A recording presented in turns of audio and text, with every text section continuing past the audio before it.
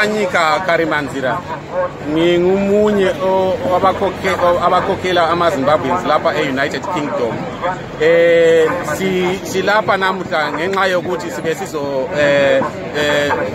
faka i-petition ku-Prime Minister we-United Kingdom ku-10 Downing Street. I-petition le ingeyokuthi sicela ukuthi bangabuyiseli amaZimbabweans eZimbabwe okakathesi ngoba thina sibona kungaka chintshi lutho eZimbabwe.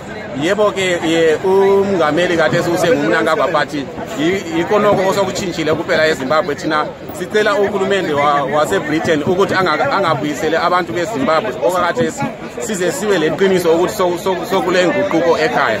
So into le siyiqoke singamaZimbabweans wonke ungelani lokuthi unguhlobani uvelaphi unguwe iphi i-political party kumbe ungena iphi isonto.